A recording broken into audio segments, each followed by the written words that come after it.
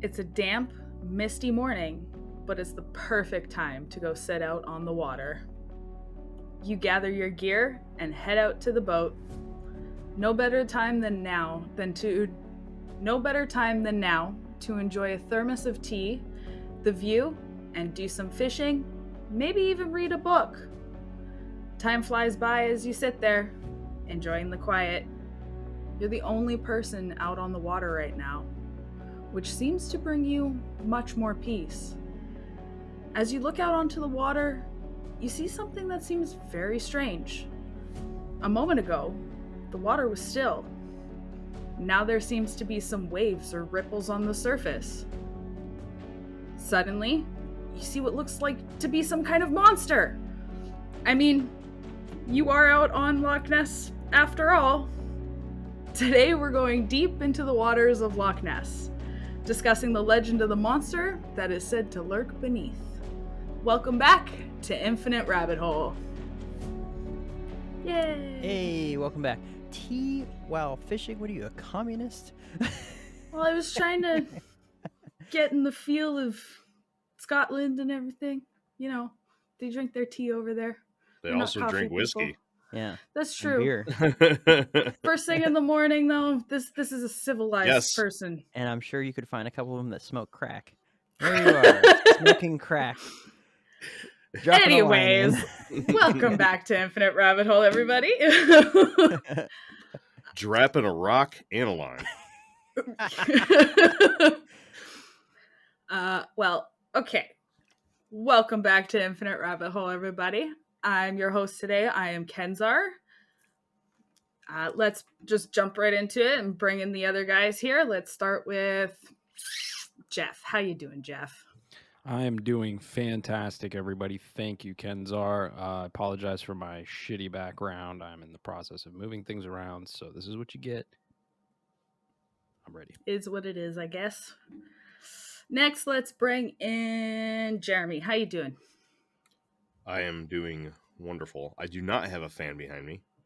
I have a fan above me, like normal people. I'd also like to point out that Jeff missed a great last episode, where we talked to Rizwan about simulation theory. Feel like he should have been there, but Riz may or may not be back. We'll see. There you go. Yeah, other than that, everything's golden. Well, it's all right. We already did one simulation episode, and everybody already heard my opinions on it, so... I don't know, man. This guy, he had some pretty good stuff. I'll just bring him on my show. No. You have to talk to him here. Whatever, okay. No fighting, you two. Settle down. Okay. Last but not least, Jacob. Sorry, man. I have too many J's to pick from. It's all right. He has the least facial hair. You had to pick on Caddy, Kathy, Jeff first. Snazzy with that mustache. Yeah. I've actually got the shill hat sitting over here. So the second that something starts sounding a little bit too agreeable for me, I'm just gonna slap it on. Hey, what's going on? Now I'm happy to be here. Just want to hear what you got to say about Loch Ness Monster. My wife shot me a text earlier and said, "Good luck talking about that made up amphibious nonsense," and I almost divorced her. I got that close. Those are strong words. That's very scientific and thought out, you know? Yeah. Which means that she probably believes that, which is garbage. You wouldn't divorce her. No, I wouldn't. No. Not for that. No. Almost, though. Almost. I got close. There's the line of divorce, and that's right there, but yep. Not quite. There's Not still quite. A toe that now, we have if she says that Bigfoot's not real, that's it. That's it. That's that foot over the line. There Definite you go. Separation at least. That's a big foot over That's the line. it. And I'm taking half of her money. If that goes down. Yeah. I like that. There you go. Very top G of you. I'm agreeable. I'm actually excited about Loch Ness because I don't know jack about Loch Ness. Actually, I know one fun fact, but I'll save it in case you have it. And but yeah, I'm ready to hear about it. Is it that it's in Scotland? Is that your fun fact? Dude, yes. Fun God. fact. Loch is like lake. Hey, travelers. Let us take this opportunity to thank everyone for watching Infinite Rabbit Hole. If you enjoy our shows, please subscribe to our channel right now. And click on the bell so you can be notified every time a new video goes up. Now, back to the Infinite Rabbit Hole.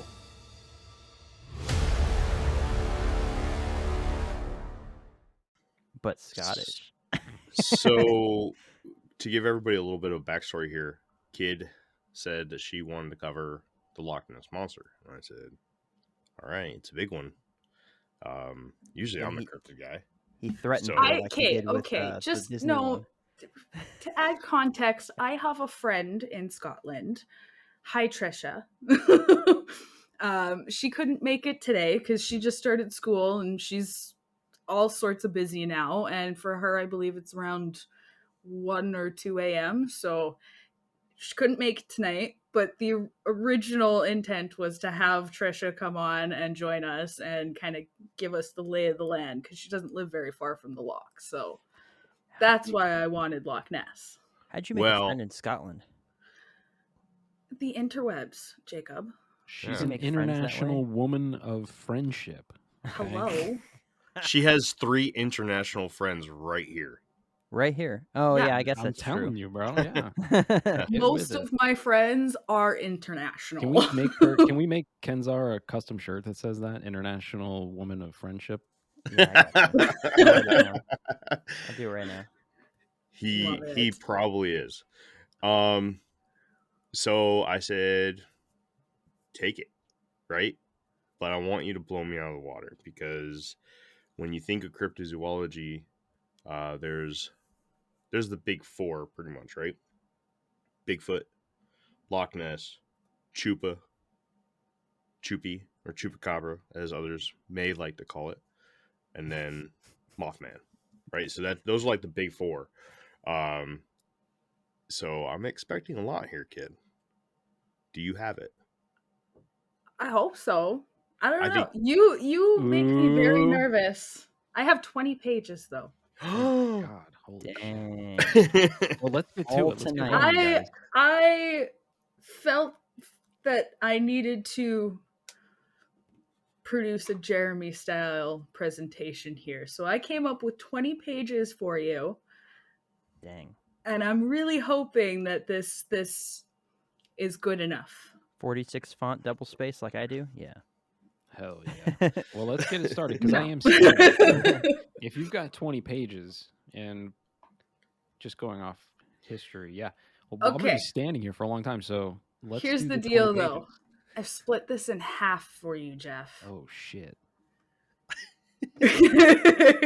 I got you, man. I got All you. right. I split this in half, so we're gonna get 2 Loch Ness. So you guys ready? Got She's- anything else you guys want to get out of your system? I'm ready. I'm Nope. excited. Oh, the Sh- Mountain Dew mystery flavor, quite good. That's Good all. to know. Didn't Anyways, even know we'll, they we'll had get it, we'll but get back okay. to that in a second. But I just want to state that she's coming along very well, guys. I like what I'm seeing here already.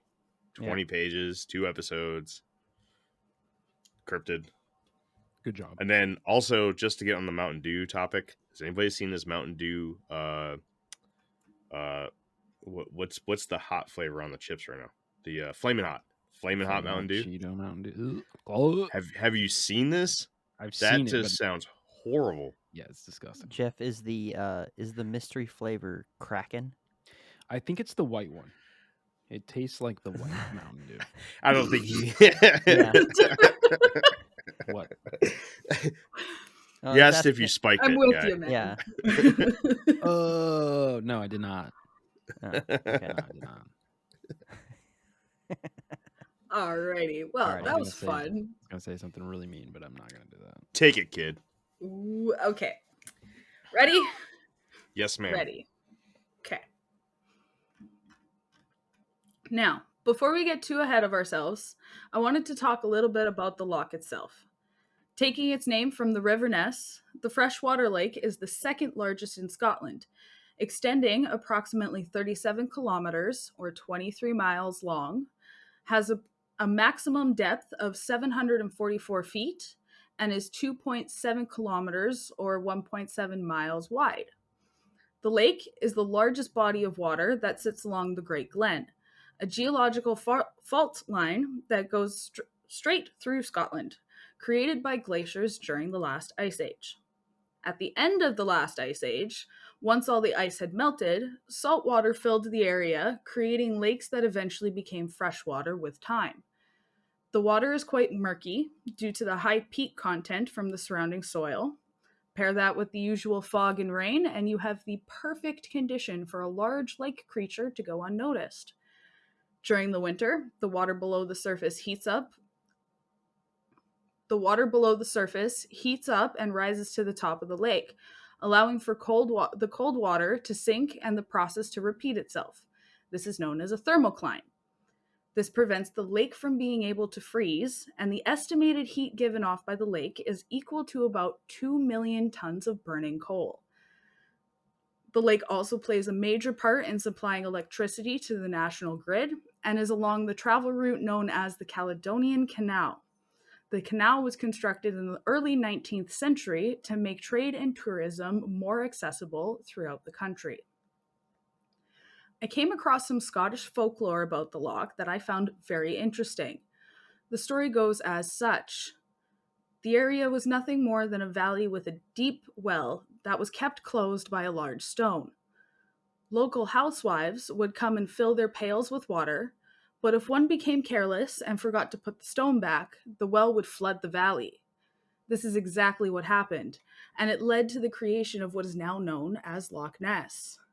Some people even claim the lake is deeper than the North Sea, while others say it's bottomless. However, as previously mentioned, the loch is only about 744 feet deep. It has also been said that because of its depth, the loch refuses to give up its dead, since the body of those who have drowned in the lake are rarely found. Just a couple of short stories of Scottish folklore that I found and wanted to share.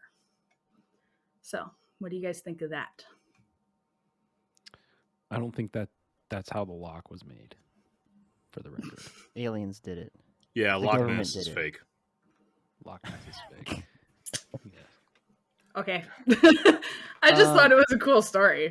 The No, bodies are I really rarely did, found, so- but bodies float unless they're being eaten by the beast. mm. The beast. There you go. You'll float too. That's actually really deep, though. That's a lot. It's a lot deeper than I thought, like, and pictured in my mind, not knowing shit about it. But that's pretty I deep. read a lot of different reports. There was some that said, I think it was 2018, they found a spot that was 754 feet deep, so another 10 feet, but nobody's actually done any real sonar scans of the bottom of the lake since, so that nobody's been able to confirm this Right. for sure. So, Still, What that's is that deep. in meters? I don't know. What kind of Deep. question is that? 100 something. Yeah, I tried to make it make sense for all of us, okay? I know we all know how feet work. Yeah, because us dumb Americans, we don't know Yeah. how to do that. I thought about you guys and I included the miles, okay? I know I'm the Aw. only Canadian here and I know I'm the only one kilometers makes sense to, so I got you guys. International woman it's of friendship, right there. It's pronounced Thank you, kilometers. Jeff. Kilometers. Clicks, okay? Yeah. How about that? The clicks. Kilometers. Like, yeah. All right, so couple things. I don't know if you're going to get into it down the road, but I know Loch Ness has a very soft sediment bottom, correct? Yes. I don't really go into any of that, but I do talk about So it does get very murky yes. in that water. I didn't know about the heat. I actually was always under the assumption that Loch Ness was cold. But this Caledonian Canal, does this enter or exit to the ocean? As guessing. far as I understand, the canal goes straight through. Because It goes all the way across the glen, and it was actually the part of the canal that is considered the Caledonian Canal. From my understanding, that it was dug up specifically to create a trade route, and it completely bisects through Scotland now. Mhm. So So- Scotland splits in two. I've been through the Panama Canal. Jake, you've been through a canal, right? I You've don't know, been through- maybe. Didn't you go through the other one? I don't know what it's called. Anyways, Yes. Yeah, the other one. Yeah, the other one. Not the dangerous one, but another one. the other not dangerous one. Yeah. Right. So I went through the Panama Canal. Pretty cool. You can go straight through it, right through the very northern tip of South America, in Panama, believe it or not, and basically go from the Atlantic to the Pacific, or Pacific to the Atlantic.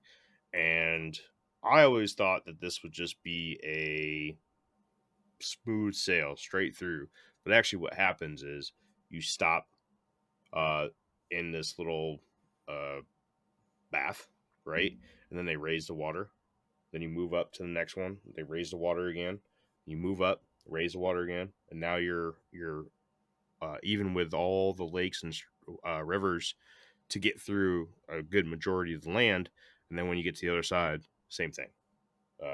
Actually, I believe the Panama Canal wasn't. It was only coming through from the Atlantic to the Pacific, and then from the Pacific to the Atlantic. On the Atlantic side, you had to do that step up or step down. I don't know much about this one, but I'm assuming they have some of these somewhere, so that wouldn't necessarily be a vital pathway for the Loch Ness Monster to the ocean, because I know this is one of the big theories about the Loch Ness Monster, is that it's actually a creature that comes from the ocean and lives part-time in the loch. Did I get too far ahead? Yes and no. Okay. Stop me. Tell me to shut up, kid. Okay. Shut up, Jeremy. I But- feel like you're getting to a point about this canal, though. So Should I wait? Should I? no, it's the canal comes up a couple more times, but it's not really. I honestly didn't even know that's how I've never traveled. Fun fact: Kenzar has never been farther than Blaine, Washington, which is literally a 20-minute drive over the border of Canada. So, You've been to America? Very briefly, yes. So You I've didn't never come visit been to any of us. anywhere. I didn't know you guys then. Chill. Nonsense. But like I've never been anywhere. I've never traveled. I don't know anything about these canals, so I had no idea that's how this thing even worked. So It's true. While you're while you're talking in your next stint, I'll do some slight research while I'm listening in on this Caledonian Canal and see if they have any of those. But if they do, and especially if it's on both ends of the loch, then that pretty much shuts out that as a pathway for the monster, because yeah. they're gonna get trapped. We're gonna know it's there.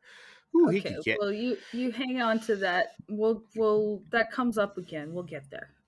Okay. Well, you go ahead, and I'll shut my mouth. I also would like to say real quick, there's a couple words in here that I'm probably going to butcher. So if I'm saying them wrong, I'm sorry, okay? No, you have to say it right. You don't speak Scottish Gaelic? No, I don't. What's wrong with you? We have a friend in Scotland. I tried. Don't you care? I tried, okay? I Googled, I YouTube, I asked questions. And Edinburgh. Yep. Yep. Mm-hmm. Anyways, okay. So you guys ready for the next part here? Yes. Okay. Let's get right to it, shall we? I feel the best way for me to explain the Loch Ness Monster is to dive right into the legend and the sightings. The legend of the Loch Ness came to life in 1933. However, this isn't the first known sighting said to have taken place. In 565 AD, an Irish saint known as Saint Columba came eye to eye with the creature of the loch. Saint Columba was said to be a blessed man. He could perform various miracles, such as healing people, calming storms, and even resurrection. He could also see into the future and had many prolific revelations, of most of which were of an unknown visitor to Ireland or some sort of big event. St. Columba was traveling through what is now known as Scotland during the beginning of the Hiberno-Scottish mission in the 6th century. This mission was a series of expeditions made by Irish Gaelic missionaries with the goal of spreading Celtic Christianity.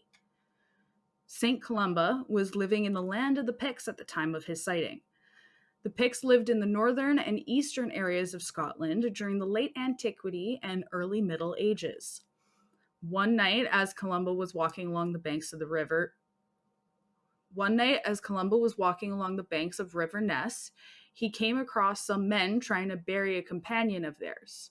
When asked what was going on, the men told Columba that their friend died after being bitten by a beast occupying the water. After hearing this, Columba had a companion swim into the river in hopes to draw the creature out. As soon as the man was deep enough in the water, the creature came from below the surface with a roar and chased after him.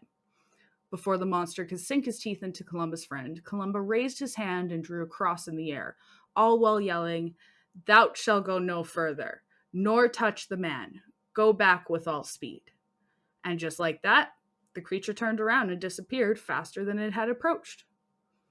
Before we move on, I want to point out that the story doesn't actually take place in the Loch Ness. It takes place in the River Ness.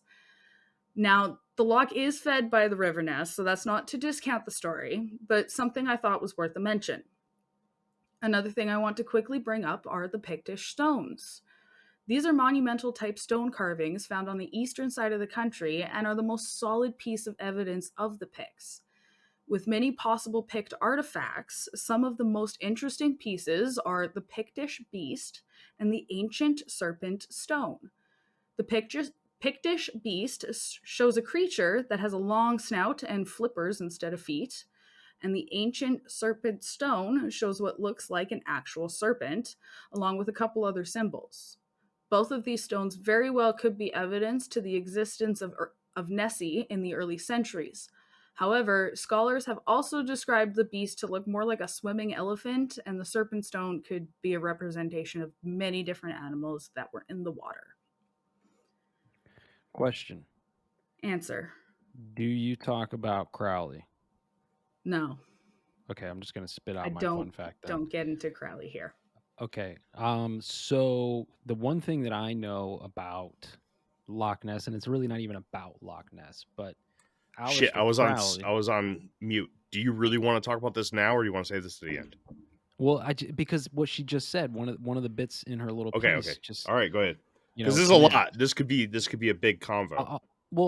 I'll keep my part short. So if you guys want it Okay. to be a big convo, that's on you guys. But basically, Aleister Crowley owned and lived on Loch Ness at one point, right? For anybody who doesn't know, Aleister Crowley is the guy who started his own religion, Thelema, and he's like this, people will call him a Satanist or whatever you want to call him. He's an occult dude, right? Into magic, black magic, sex magic, all these things. And one of the theories that I know about Nessie is that Aleister Crowley, what's the word I'm looking for?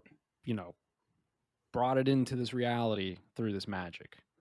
But I've always said, no, Aleister Crowley just knew about ley lines and places on the earth where you can do magic and it's amplified, which I've talked about 100 times. And I think that area is one of them. So going back to what year was this? 5-something AD with this Columbo character, right? And this whole story, and this guy literally banishing this beast, right? I think that there is just some portal in this area, and maybe this beast kind of bleeds through. And this portal, kind of what we talk about with Skinwalker Ranch, kind of the same idea. I was just gonna say, kind of same idea as Skinwalker there. Mm-hmm. So actually, if you go over to the group chat and the messenger, I'm actually going to post a picture to kind of show you guys what these ley lines look like. And if you look at one of them, the one that's right over Utah, that's literally supposed to be right where Skinwalker Ranch is, by the way. Just wanted to throw that out. What about Loch Ness? Right. So yeah, this is perfect example. This image. As for Loch Ness, here's another one. I don't know exactly where the loch is and how accurate this particular one is. But hey, look at that, Jeff. It's a globe. Also weird. a cartoon. Weird how that You happened. guy. For For You can those believe that the are invisible lines, but not the round Earth. All Yeah, right. dude. for those that are listening and watching, head on over to the Infinite Rabbit Hole Facebook group, and we'll make sure to post these over there for you guys so you can kind of see what we're talking about. But this last one here, you can see that the blue and the purple one kind of intersect right over the British Isles. It looks like it's more over England. I don't know exactly how accurate that is, but Shasta Mountain is a huge place. Giza, obviously, the Acores, Ayers Rock, huge unknown shit going on over there. Who makes up this nonsense about ley lines? Ley lines are I actually don't necessarily agree with you It about goes back the ley lines. thousands of years, man. Honestly, people have been talking about, and they didn't call them ley lines always, but the idea of ley lines have gone back for thousands of years in multiple cultures. I mean, I don't think it's one person that made it up. I do believe that there is something to it, honestly. It's kind of the same as, think about acupuncture for a human, right? There's something to Totally that. made up, yeah. I mean, a lot of people think that, right? Or same with chiropractors. A lot of people Also think made up. that a lot of people, right? A lot of people think that. However, there is a lot of people who really think that those things have some connection to the body and healing and all kinds of other stuff. And the some earth is no people believe you different. can will crap into existence. Yeah. People are That's true. crazy, man. You're right. Yeah. I mean, look, it could be complete bullshit, but I'm just saying my theory Well- about this is got to be on a ley line, or it used to be on a ley line if continental drift is a thing. So there's some energies there. So Hmm. the Aleister Crowley, before I started this whole thing with Infinite Rabbit Hole, I didn't know too much about him until we had CJ join the cast. With CJ, through conversations, everything, started learning a little bit more, and I started recognizing the name more in my research and everything.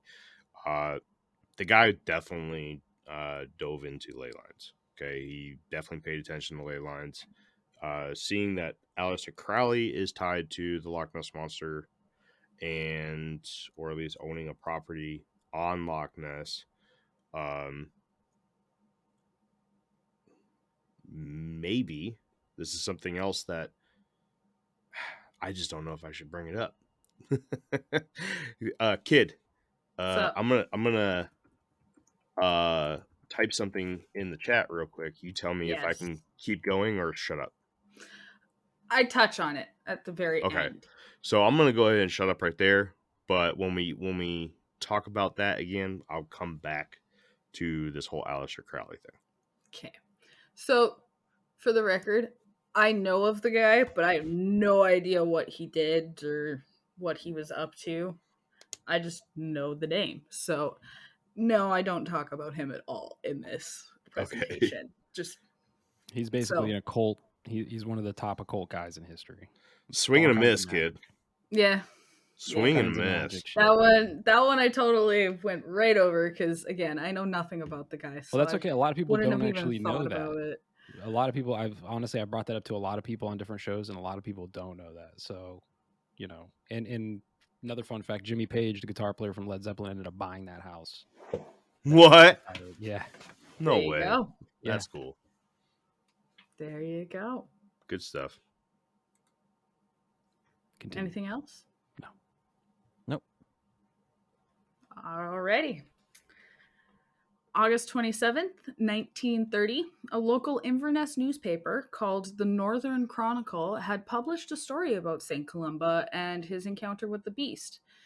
Just 3 years later, the legend of Nessie quickly became an international sensation.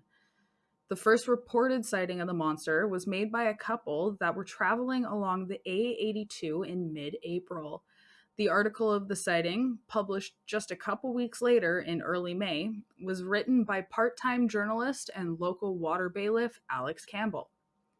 The article claimed that the couple had seen a creature rolling around in the water, describing it as having, quote, a body that resembled a whale, end quote, and watched as it quickly disappeared into the foamy waters. As the creature disappeared, they couldn't help but notice that it left a fairly large wave behind it. The couple even compared to the wave of the creature to that created by a passing steamer. Shortly after this first sighting, a picture picture was published that showed what was believed to be the same creature the couple saw. A man named Hugh Gray was walking along the loch with his dog and managed to snap a picture. However, his picture came under some heavy fire. It was explained away as just an otter having some fun, while others thought they could see the head of a dog. Gray was quickly accused of using a blurry picture of his Labrador as a hoax.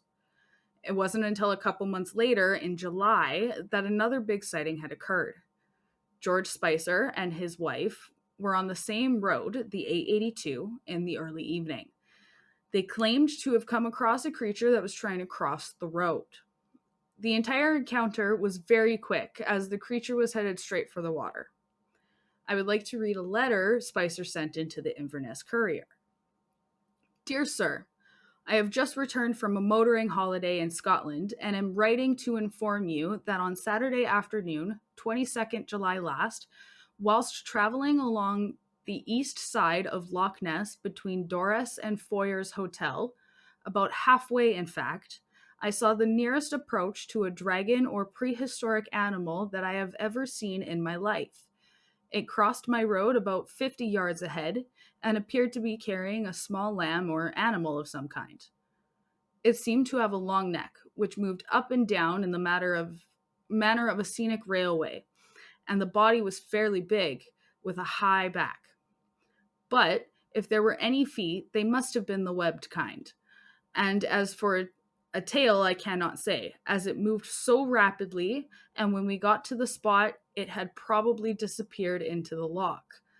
Length from 6 feet to 8 feet, and very ugly. I am wondering if you can give me any information about it, and am enclosing a stamped addressed envelope anticipating your kind reply. Whatever it is, it may be a land and water animal, and I think it should be destroyed, as I am not sure whether had I been quite close to it, I should have cared to have tackled it. It is difficult to give a better description as it moved so swiftly and the whole thing was so sudden. There is no doubt that it exists. Yours, etc., G. Spicer. Other reports explained that the creature was over 25 feet long, with Spicer using the 10 to 12 foot wide road as a reference point. December of 33, Spicer did an interview to explain further what him and his wife saw. He went on to describe that he saw no tail or mouth, but his wife said that she saw what could have been a deer at the bulk end of the creature. He tried to tell many people in the scientific community, but no one really believed him. The Inverness Courier even added in a later article printed, saying it was most likely just a large otter. It's important to mention that this area has recently undergone construction. The road was expanded, and in order to do that, they had to clear trees and other debris, which made for a much better view of the loch. With the new view, the reported sightings started to become more frequent, and it was believed that this happened because it wasn't such an isolated area anymore. However, some might argue that this area was far from isolated before the road expansion due to the construction of the Caledonian Canal. During this time, there had also been one of those oh-so-crazy, dare I say it, hoaxes. That December, the Daily Mail had hired a man named Marmaduke Wetherell to hunt down and film the alleged monster. Wetherell was an actor, screenwriter, producer, director, and big game hunt, so he seemed like he would be the perfect candidate to capture the monster, whether that be on film or even the real deal. He ended up finding some footprints, which got people really excited. Castings of the footprints were sent to the lab, and unfortunately it came back as a hippopotamus print. It is believed a prankster did this using an umbrella stand made to look like a hippo foot, which was extremely popular at the time, and this absolutely humiliated Wetherell. That's all I got there. Sounds like every dinosaur fossil that's ever been found. So this is the problem with people and cryptids, right? What year did you say this was in? This was 1933. This all started. So they weren't, this area's first being discovered and stuff, and just like, what's out there and everything. I'm sure this person wasn't uneducated about what goes on around the world as far as animals go. But he sees this beast, and he not only describes it as ugly, which, maybe he was ugly, but then says that it should be destroyed because, for no reason, because it exists. So it must be destroyed because, had I been closer, it's like, okay, well, you weren't, right? So it's like, maybe this is why we can't find any dang cryptids anymore, right? We can't find any big feet, is because people throughout history have thought in this exact same way. Oh my gosh, it's a giant upright walking ape, or whatever they would describe it as. We have to kill it because it exists. Oh my gosh, what if it got close to us and our family and our children? It might eat us. We should kill all of them, right? Maybe this is Humans are a why, violent species. this, and we go into like the whole Teddy Roosevelt thing, making all the natural, all the nature reserves and all that stuff and everything. But it's like, maybe that was done on purpose to preserve some of these animals. Maybe the reason why we can't find, maybe there was a bunch of Nessies or something like that, and people are just like, oh my gosh, look at it. Let's kill it for no reason, right? Let's kill all these, whatever, X, Y, and Z cryptids. I have a huge issue with that. I think that some should be taken for science, but only under extreme circumstances, but not just Yeah, but because I they mean, exist, right? I definitely agree with you, but good luck, right? Like, Oh, well, there's yeah, already there's thousand no changing it. organizations. Yeah, so, but no, it is unfortunate, and I agree, man. I think that a lot of these things were real, or something like these things were real, and people just like they overhunted these things for whatever reason. Drove them back into hiding. So it sucks. It's fucked up. Jeremy didn't expect me to go so hard on that. No, I'm gonna be honest with you. Never was a big believer in Nessie. I know a lot of people are probably gonna be like, "Well, fuck this guy," but I Me just either, it's okay. I don't know. Lake monsters are tough. They're very, very tough, right? When you get into geology and the such, it just doesn't really make too much sense. I know a lot of people are like, geology, what the hell you need to study rocks for to know if a lake monster exists? Well, we'll see if Kid gets into it, and if not, I'll fill in the blanks at the end. I'm just gonna leave it at that. Who knows? I don't know, but yeah. So that's it. I didn't really add anything there. So Well, I mean, Very even informative. Thank you. even if he was making it up, right? Making up the account, which is likely, right? What sort of accountability was there? Even if he made it up, the fact that he thought to put that in his made up statement of what he thought to himself just shows the violent tendencies of human beings towards anything that they don't understand or they don't know about. And I'm pointing this more towards, in the animal world, as far as like, well, more specifically cryptids. So what do you think about that as far as that aspect goes?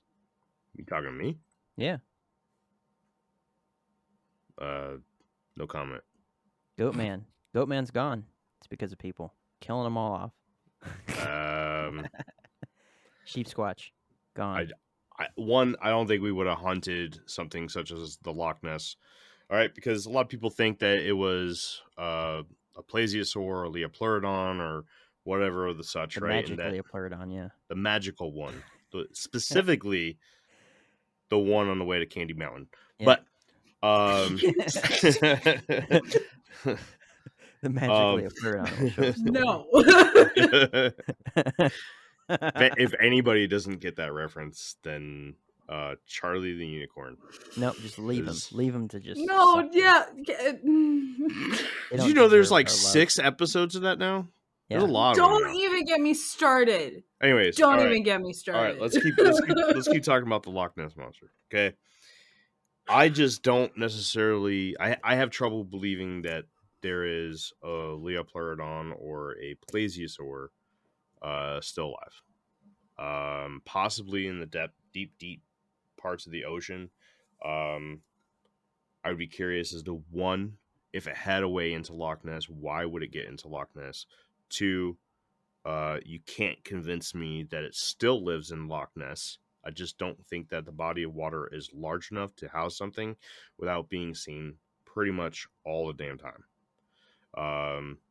As far as I know, and I could be wrong, but the thing didn't have, whether it be a Leopleurodon or a Plesiosaur, they don't have gills, so they got to come up to breathe. You'd be seeing a hell of a lot more. I mean, when you're in the middle of the ocean, you still see whales come up to breathe. I don't know. I've got a lot of arguments for it. I'm gonna keep it Well, for I mean, the back end. it was an aquatic reptile, which I don't know how Jeff feels. I mean, it wouldn't have been technically classified as a dinosaur. It'd be a aquatic reptile, which even the aquatic reptiles we have today, they all breathe air. None of them have gills. But Right. that being said, it's not like they know for sure because all they can find is bones. So whether they had gills and they're pink with purple spots, like they have no clue. Well, So even if they were mammals, like today's whales, right? They still it's have to true. come up and breathe. I just don't see it unless, and I don't know too much about the geography of the area, but what if it is a land creature that goes into the water? But then you would think that there'd be a lot more sightings on land, right? So unless there's some very detailed cave systems in the area, which I don't think there is, because I'm pretty sure that every single team that's ever stepped foot on Loch Ness to do a deep dive in there hasn't found caverns or caves or anything. I could be wrong, kid. We'll see where you go. I don't know. I'm here for the ride, but I already came into this, a quarter of the way in, and you kicked it right in the face. Thanks for all your research, Kenzar. Jeremy's made up his mind. Yeah, no problem. The thing with land sightings is, I didn't actually mention that in here, but there's a lot more land sightings that take place than are credited for. So we don't hear about any of them. We only ever tend to hear about the ones that take place in the water because that's where everybody's so focused. Because why the heck wouldn't there be a giant creature swimming around? Like, right? Like, I get the thought process, but I agree. Why aren't we looking more inland as well? Well, I think that if there was a land side to this whole lore or the legend of the cryptid known as the Loch Ness Monster, you would have a creature better known for being on land. And it would be a surprise to find it in the water, not something that's based in the water and surprised to find it on land. Now, I have seen stories, heard stories, watched documentaries. The Amazon monster. The Mekele Mbembe? Is that what you're talking about? Yeah. Well, that's different. That's supposed to be a sauropod. Well, this would be a sauropod too. No, because it's on land and then goes in the water sometimes. Yeah, but where the hell are you going to hide a sauropod in the middle of Scotland, dude? Come on. No. Maybe it's got trees growing out of its back. We don't know. No. Active camouflage, bro. It's not a Pokemon. Predator monster invisibility like Skinwalker Ranch. I lost my train of thought. Yes. Lost. Done. I have one particular theory about how the Loch Ness Monster could exist, but I'm going to save that for the end.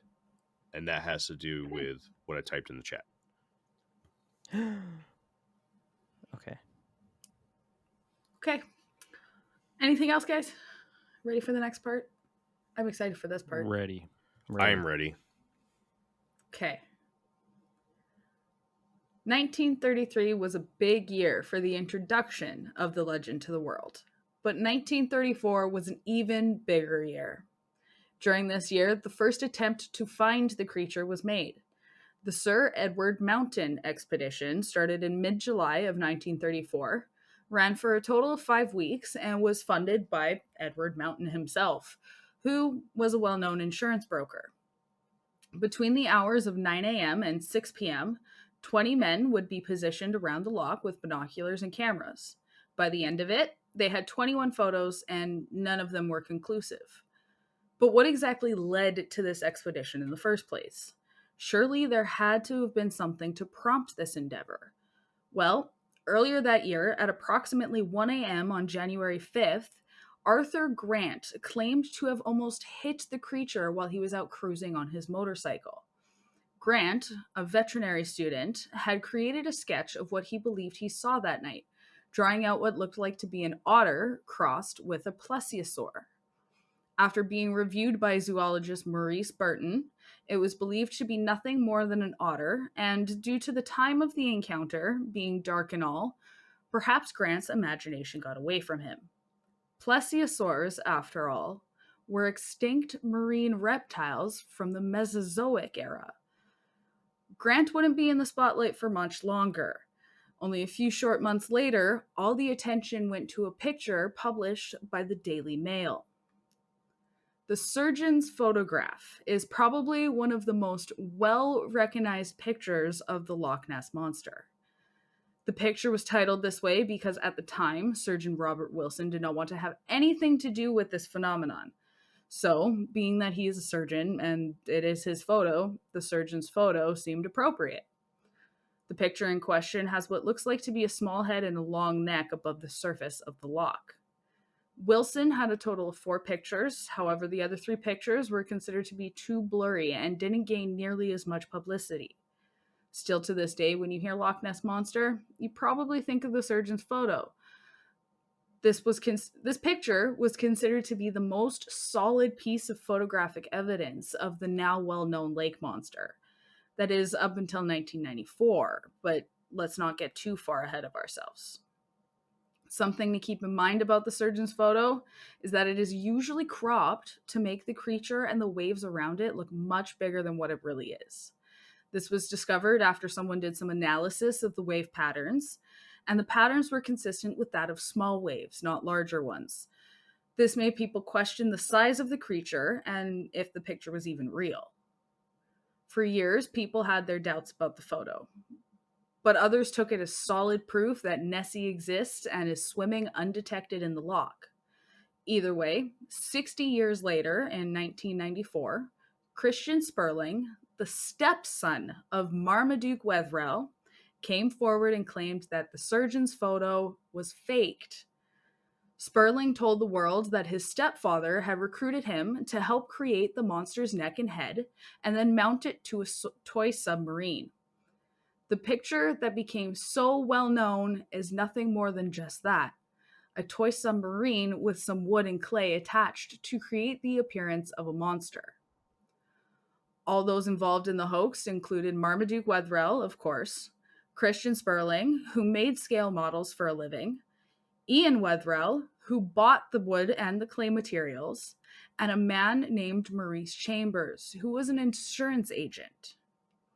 Once the model monster had been crafted, Ian and his father Marmaduke went out to take some pictures of the model in the loch. There's even a rumor that the model is still in the loch to this day. While taking the pictures, they heard the water bailiff, Alex Campbell, coming. So Marmaduke quickly buried the model in the sand so that they wouldn't get caught. Eventually, the pictures were developed and given to Maurice Chambers, who then gave them to surgeon Robert Wilson, who then sold them to the Daily Mail. All of this just so Marmaduke could get back at the Daily Mail for firing him over hippopotamus tracks. So, good job. That's all I gotta say. The surgeon's photograph is complete nonsense. If you look at it, the ripples in the water are far too small. This looks like a very zoomed in picture. The creature in question looks to be maybe 6 to 10 inches. It's a not baby very, one. Yeah, I don't even think that's the case. I would, yeah. Because It's a you little guy.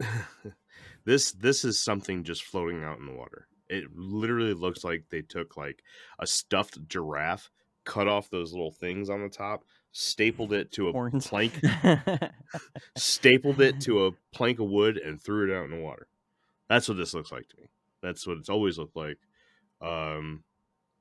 It's one of those pieces of cryptozoological lore and photography that a lot of people really tie themselves to, but it does not take a lot to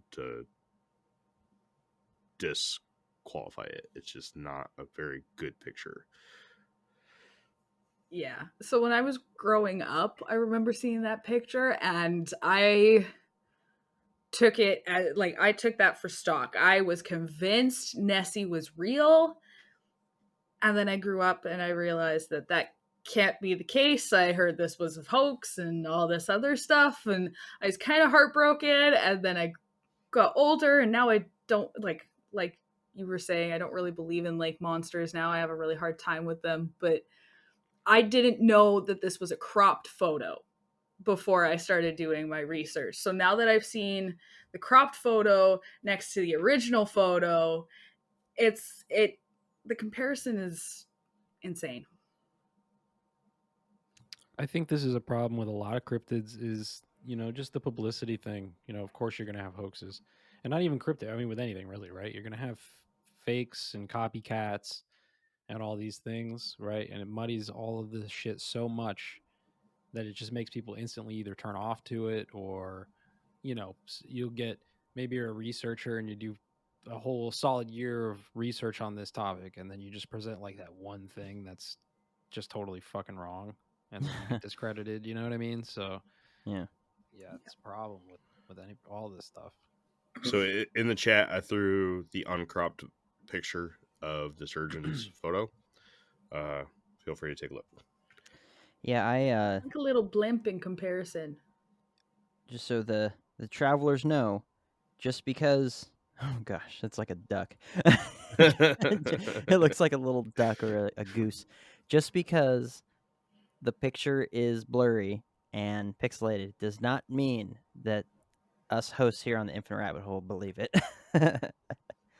Gotta do better than that. But the rule is that it has to be pixelated or blurry to even be considered. Okay. Yeah, I mean, if it's crystal let's- clear, it's fake. Obviously, it's not a Bigfoot. Yeah. Ding. I'm trying so hard not to go on a rant about space pictures right now. You and your space. That's different.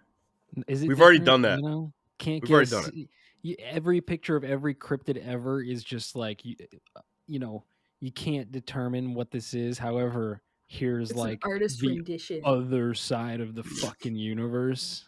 Crystal Yeah, that's clear fucking black, 8K. that's black budget stuff, dude. We've already established okay. that they have way more Whatever. money than the average person. Whatever. Of course, that they have these perfect Whatever. pictures. That's all I wanted to say. I had to get that off my chest. I'm sorry. So my next door neighbor wants to come fight you on the That's post, fine. or on the show, because he Jeff, said we love that you. he said that we love you too. We love you too. the whole pixelated All of picture my thing, or personalities. like the digitalized picture, he's like, that's what he's like, you got a phone or a camera, he's like, unless it's using straight film, every single picture you take on your phone is just ones and zeros. It's just capturing the image and it's generating the image on your phone. There is no film whatsoever. He's like, so literally, like, you could say that anything you take a picture of with your camera is fake too. Yeah, but he's just not understanding. He's not understanding the process. He just needs to be educated on the process, Well, and that's okay. all I'm saying is, if it comes out crystal clear, it's pretty debatable, but it's probably fake. But but if it's pixelated, it's real. Except when it comes to space. I didn't mean to derail this to a space conversation, but yes, you did. Who are you kidding? I had to throw it in. It's like Jeremy with Bigfoot, right? He has to say Bigfoot. Like I have to say something outrageous about space or gravity or. You don't have to. No, I have to. It's okay. No, I have to. Would it be an episode? Would it be a true Infinite Rabbit Hole episode if Jeff didn't say something absolutely atrocious? Wow, I cannot speak today. This was a terrible day for this. It is not a good day for this. Tongue-tied. As long as he doesn't get us kicked off the network, I'm cool with whatever he has to say. Oh, we're good. That's I fine. don't know. I do want to say, and I wanted to say this at the beginning of the episode. Anybody listening or watching this, and are this may not go over too well with the network. We don't come up with the titles for the network, by the way. Just want to say that. That's it. Okay, the titles for the audio only episodes are different. That's on them. We don't do that. Don't hate us. We love you. That's We've it. been getting hate. They're like, Yes. your Yes. titles are dumb, and you're Yes. dumb too. It's like Specifically for the Skinwalker Ranch Part 2. You know, YouTube's the Wild West of the Well, future. So Well, they be said prepared. Skinwalker Ranch secrets unveiled or revealed, and they're like, where was this? I literally just saw one today. Great comments, right? never read the comments, Yeah, Jeremy. what are you Oh doing? no, I do all the time. He goes, just curious, Same. what was revealed, and if it was a timestamp, because I must have missed it. We don't come up with the titles. That's all I want to say. Go. We don't Wait do for that. the next one. Wait for the next episode, bud. We don't do that. All right. That's all I had to say. Nothing, absolutely nothing Loch Ness Monster related. Informative. Thank you. Do we have anything else Loch Ness related that we would like to say? No. Nope. We can talk about space. No, but I have to take a break. No, real we've quick. done lots of space. Oh, You was what? What I did have to take a what? break real quick. For What'd he go one, do? I have to run the bathroom, and for two, my house has been shaking for 30 minutes, and I have to go see if there's an earthquake right now. Oh, yeah. Yeah. That okay. Okay. That's Yeah, acceptable. literally the Fair. window behind me is rattling right now. I don't know if you guys can hear it, but I Well, can make hear it snappy. rattling. Make it snappy. So I have to make Yeah, sure that the house isn't go- falling apart. I'll be right back. Check on that. California. We've had like 17 earthquakes in the last 24 hours here in Cali. Just go Uh-oh. check. Jesus.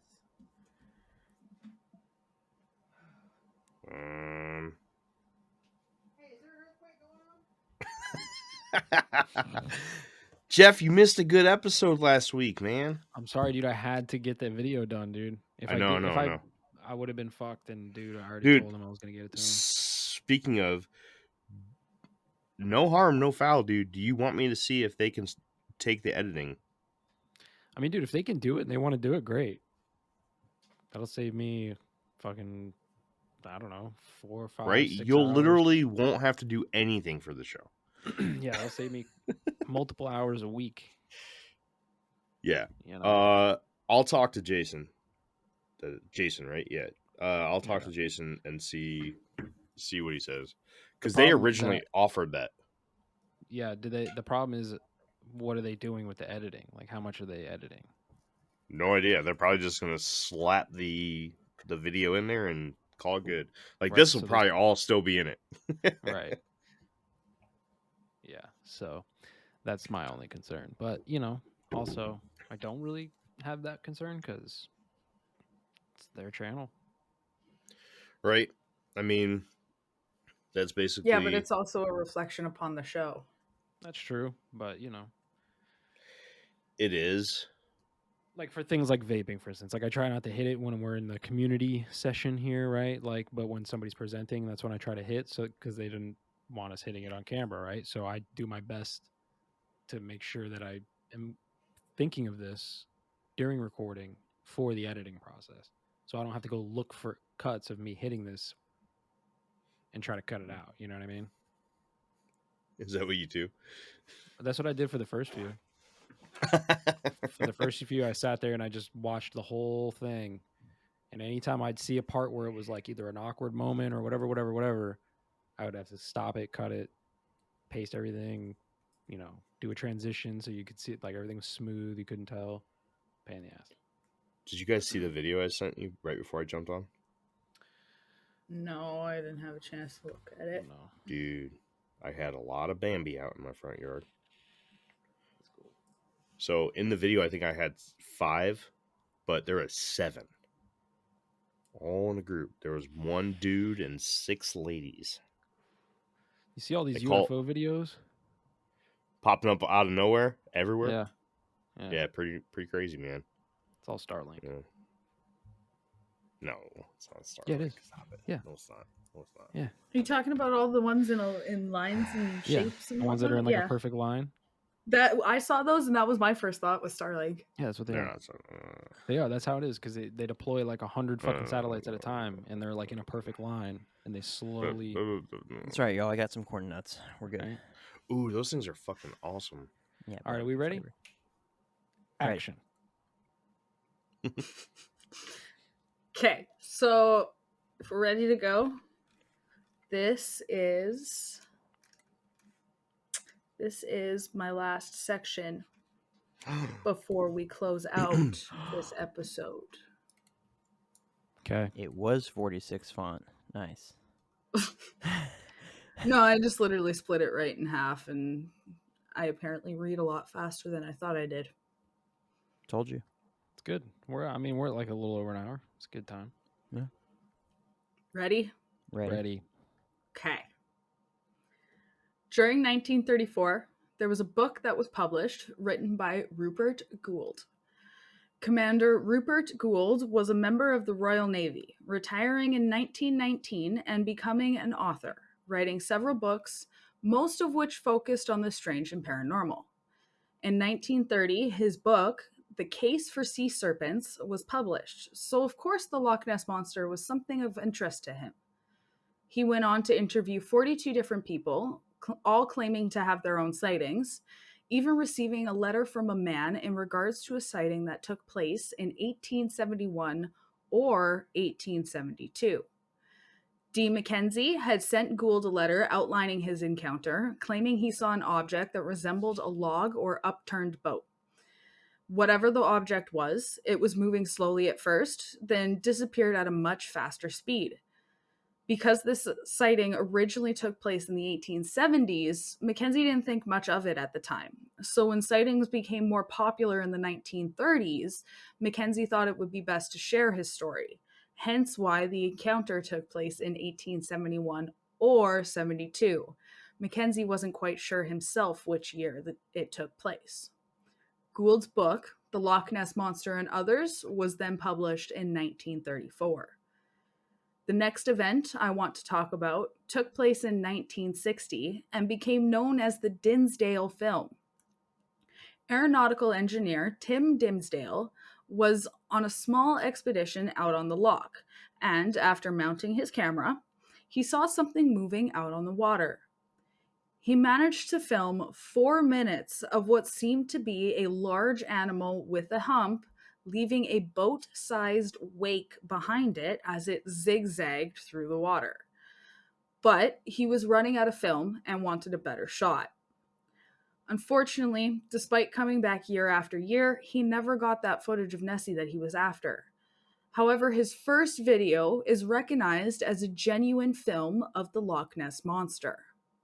The Royal Air Force Investigation Unit, Joint Air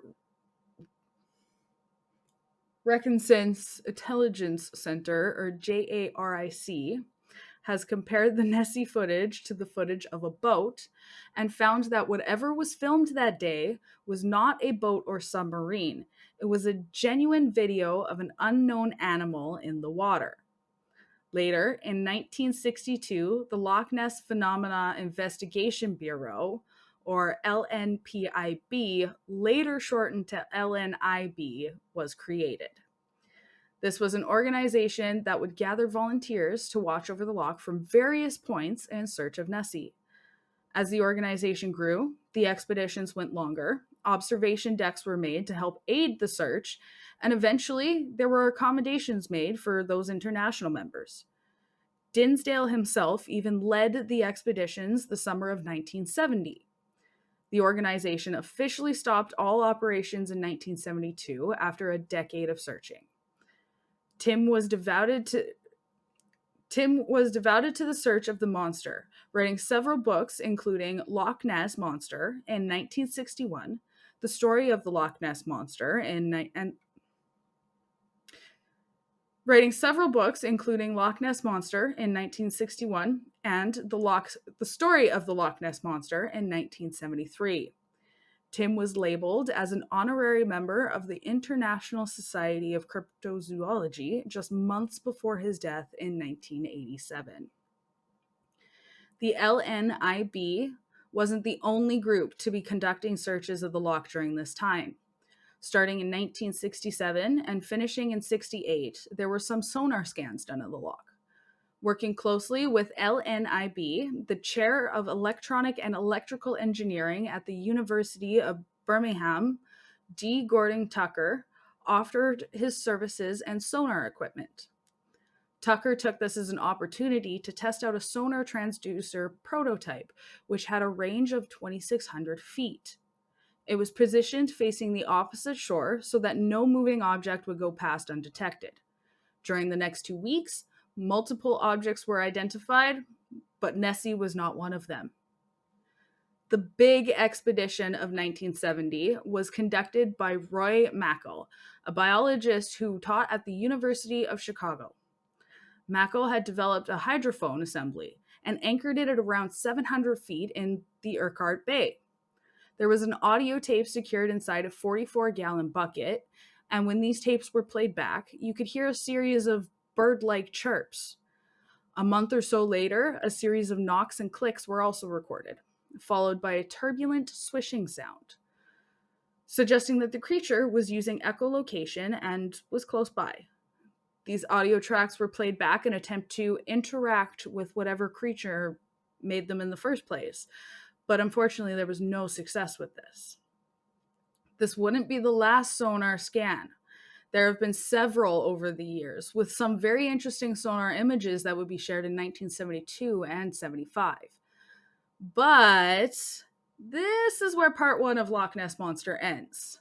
To hear more about these sonar images, along with more sightings, hoaxes, and of course all our final thoughts, you'll have to join us next week. Dang, savage cliffhanger. You're a mean lady. I know, I did that on purpose. Good job. I'm back crawling for more.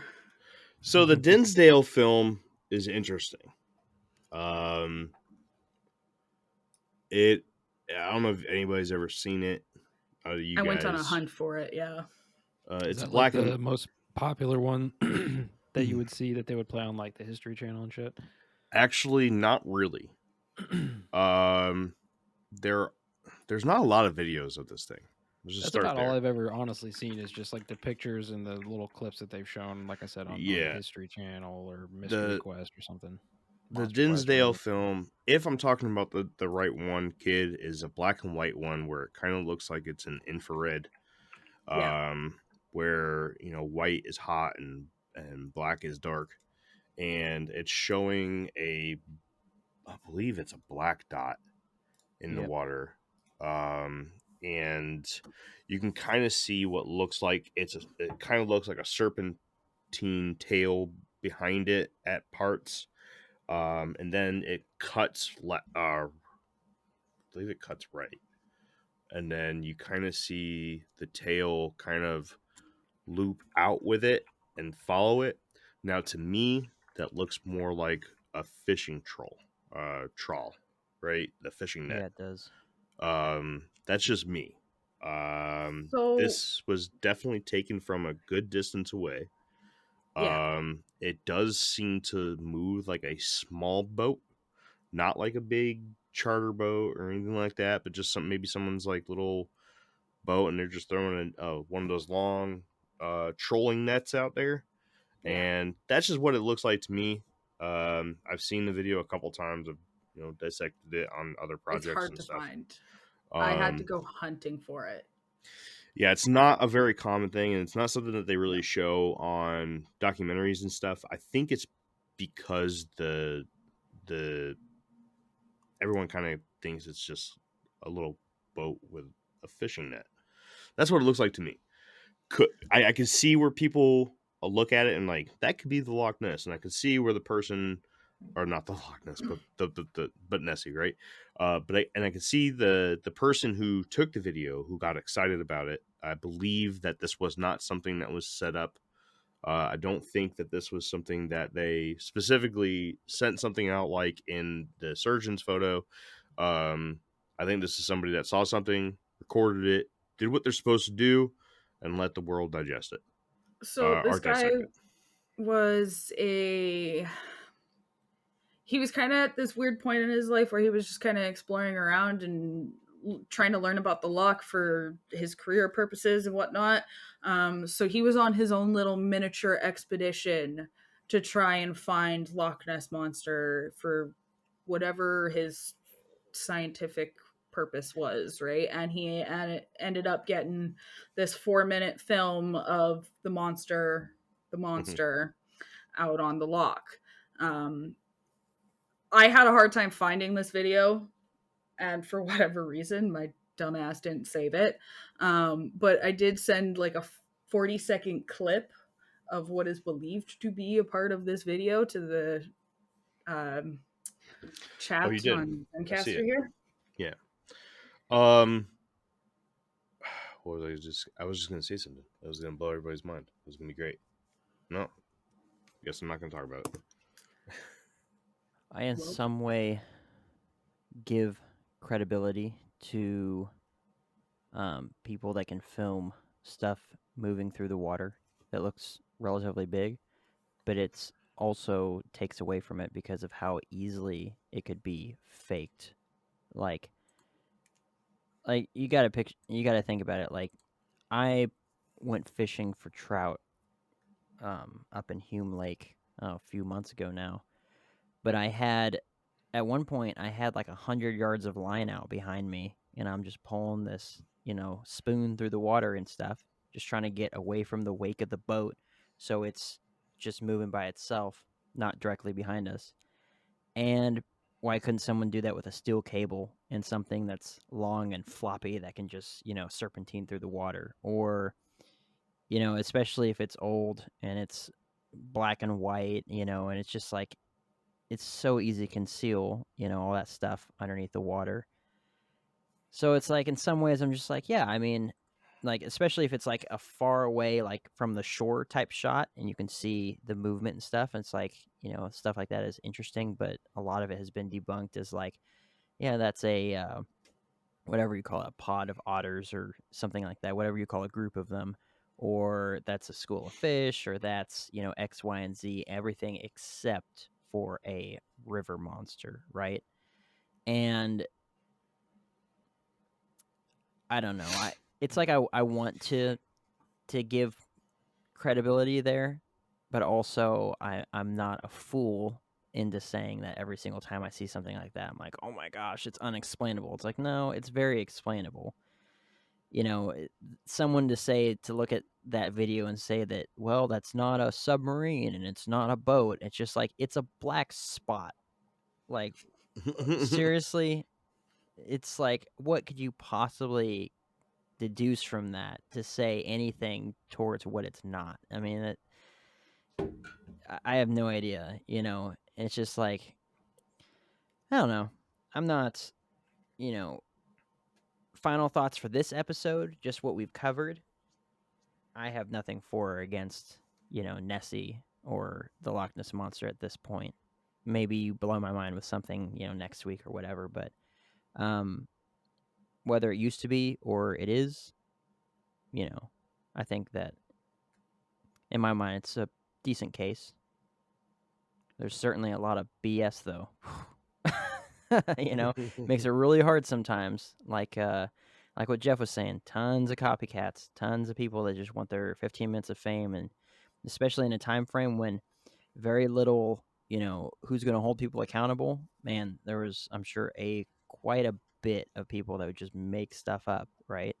Because nowadays, I mean, every building has a security camera on it. If you were in front of any single store and you're like, yeah, I was standing right here and I saw something right there. It's like, cool. When was that? Zip back the camera, Greg. Let's see, if we can see something. Oh, nope. Turns out you weren't even standing there. You're a liar. It's just like everyone's filming something. Everyone's got a recording somewhere. But yeah. So that brings up something. I got a pet peeve, right? Mm-hmm.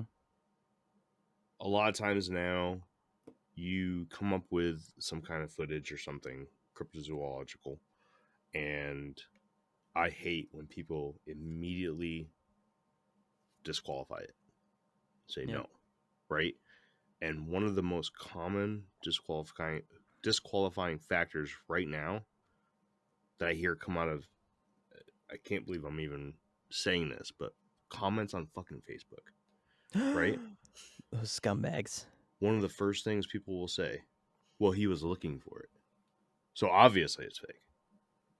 So you're saying if you went to go look for the fucking thing and you saw it, and you got it on video, that everyone would just assume it's fake because you were looking for it? Shut the fuck up. That's dumb. Stupidest fucking thing. Okay? If this guy was out there looking for Loch Ness and he caught it on video, that does not sway my opinion about that video in the least bit. Okay? I can go through that video with a fine-tooth comb and disqualify it for other reasons, but I will never take away from somebody going out there and trying to get evidence for something, right? Now, what I hate, also, another pet peeve, is when, just like Jake was saying, people go out there and fake this shit. And that's when so many people now, it happens so much that this is the reason why people say, as soon as they find out that they're part of a Bigfoot searching group or Loch Ness searching group or whatever, they instantly say, no, it's a fake, because so many freaking people out there are faking this shit, and they're all part of these groups. Okay, so do me a favor, if you're listening to this and you're an amateur or professional cryptozoologist, there's no such thing. Don't go out there and fucking fake shit. Okay? Don't do that. That's not helping anybody anywhere at all. I would rather see one video of something that could possibly be legit. Let me determine whether or not it's a Bigfoot or a bear. Okay? I would rather see one of those than an infinite amount of videos like I see all the time. Bunch of red circles. Of some dumb shit. Well, because both of those stances that you put up, both of those two things take away from scientific research. One of them says that because there's some scientific research going on, then it automatically loses credibility because they're searching for it, which I've heard before. I've seen that before, and that's ridiculous. It's like, yeah, I mean, that's why we're filming right now. We're trying to show you that this thing exists. Like, that's very silly. It's a very weird way to go about, how you qualify things in your brain. If you say that because someone's looking for something, that automatically means that they're making it up. And in the same hand, yeah, I mean, it does. But that goes into the same hand of people faking stuff, which you can't deny. It's like some of those videos recently that, like, I look at them, I'm like, oh, it'd be cool if it was real, but yeah, that thing's not walking like any Sasquatch has been known to walk, with their mid-tarsal break and the degree angle of, like, they're bringing their feet up and all that sort of stuff. But you see these people walking around in their costumes and stuff, and it's just like, wow, how convenient that you had your camera on a tripod and then your buddy walked across the street in his costume and stuff, even if it's in the woods, right?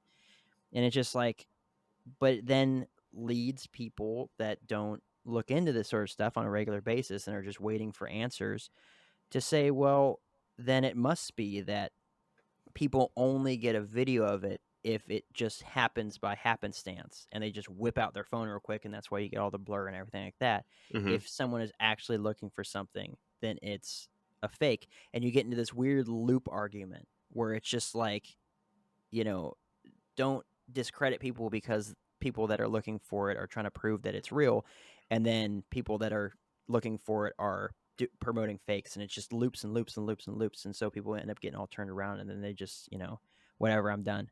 But yeah, I agree with what you're saying. It's but in this circumstance for me, like, the fact that water can conceal quite a bit, and especially if it's a really old video, like that Patterson Gimlin Bigfoot film where you can see the muscle structure underneath the fur and stuff, you're not concealing very much, even with it black and white, even with it grainy, because we have 4K stabilization now and those sorts of things. But that video, that one that I just looked up on YouTube, that was crazy. It could be anything. Like, you know, it could have been big. It could have been small. It could have been Mhm. far away. It could have been close up. I have no clue. Like, Right. because I didn't deduce anything from that. I couldn't even see the shape of a boat ahead or nothing. Like the wake behind it, I have no clue. Right? Could have been a net. Could have been a tail. I don't know. So, to kind of just build off of that, it's kind of like a sick, twisted, cries wolf, right? Not nobody's. I mean, I guess Bigfoot cries Bigfoot, right? Or cries Yeah. Nessie. The simple thing is stop fucking doing it. Okay, Mm. if you're planning on this grand fucking stupid video that you want to make so you can get a bunch of likes on fucking YouTube, you gotta rethink your life, dude, or ma'am. Just don't do it, because that's, for me, that's the quickest way to just wipe away any respect that I could have for you as somebody who loves these kind of things. Don't Except do it. Nessie. You hate Nessie. No, I Who's don't his hate fate? Nessie, dude. I want Nessie to be real. I want I love cryptids. I love monsters. I love lore, mythology. I want Nessie to be real, and you go to it and you look for how it can be real. And I'm really excited for the next episode because I think we're gonna have some really good talking points next episode. When it comes to our final thoughts. Okay, Jeff, you can talk now. Well, I've already kind of spilled the beans on what my hypothesis is here about Loch Ness Monster, but yeah, I mean, I think Kenzar did a great job so far, so I'm stoked for the next one. Probably won't be here for too many of these cryptid episodes, but glad I'm here for this one, so let's go. And I'm glad I knew something that you guys didn't. Win. What? Yeah. Yay. That Crowley lived at Loch Ness? Yeah, dude. What, kitty? Oh, kitty cat. My kitty's yelling at me. I know, kitty. I'm almost done. Kitties do that. I'll hold Okay, my tongue. well, yeah, that's the end of part 1. You guys got anything else? No, that was good. You're doing great. So Kid. far, so good, Jeremy? Yes, you're doing Okay. great. You're doing great. He doesn't have to threaten you with being fired today. Okay. Next time, maybe. You have one strike for missing out on the Crowley thing, because that's just something I feel like needs to be talked about when it comes to That's Loch right. Ness. Why? But, It's so... Sorry. No, it needs to be talked about. Some It whack is- job it is- lived at Loch Ness. Who cares? It Please, is. Moving on. It Wait, is a. can you blame me when I don't know anything about the guy and only have ever heard his name here and there? All right. I Anyways, blame you because I think It's- that it doesn't. it's a nothing. point of It just- view on the topic that we should explore. Maybe we come back to it someday down in the future, and we'll do. I got you Well, guys, bro. why don't we We'll dig talk about it into- more in the next episode. Why don't we dig into like the pagan cults that roamed that whole area before it became, Scotland and stuff, and all the weird stuff they used to do, and witchcraft and all kinds of stuff. Oh, it doesn't matter. It's just But- an animal. Yeah, but Crowley. There's actually a story with Crowley and the existence of the Loch Ness Monster. Is there anything tying paganism to Nessie? Probably. Yeah, I mean, Well, if you believe in that she kind said of it with thing- like all the was it wall art and stuff? The if you Pictish if you Beasts and believe stuff. in that Picts? kind of Yeah. thing, if you believe in ritual magic, and you believe that it can open portals or doorways or manifest or whatever term you want to use, right? If you believe that, then yeah, totally could be. I mean, it's relevant for sure, because whether you're talking about ancient cultures doing rituals, right, which some would call ritual magic today, or this guy, 100 years ago or less than 100 years ago, I guess, owning a spot doing ritual magic, I think it's all relevant. Do you believe it can open a portal? Yes. Prove it. Different I show. don't know if That's a different show. I know a show they talk about those kinds of things, but it's a different show. But I want to Yeah, see but a I mean, video does- of it. But I wanna does see Jeff proof. have the tools to do it? I don't think so. Yeah. That's a CJ. Can I do it? Yeah, that's no, a CGI I don't type practice. stuff, I don't practice. CJ, not Yeah, CGI. It's CGI. not- Yeah. Anyways, good job, kid. Yep. Good job. Thank you. Appreciate it. I'm very much looking forward to the next episode. Yes, Kitty, I know. Kitty's I'm yelling at me, excited. guys. I have It's to like, go. It'll be fun. do you believe in the Titanic? Prove it. Nope, that's a grainy picture. It's a lie. Oh, jeez. Listen to him cackling over there. All right. Oh, jeez. All right. All right, Okay, is that it then?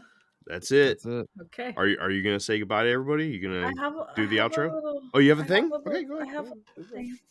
Oh, I wrote shut a up, little Jeremy. thing. Okay, wow. With that all being said and done now, make sure you check out our website, infiniterabbithole.com, where you can find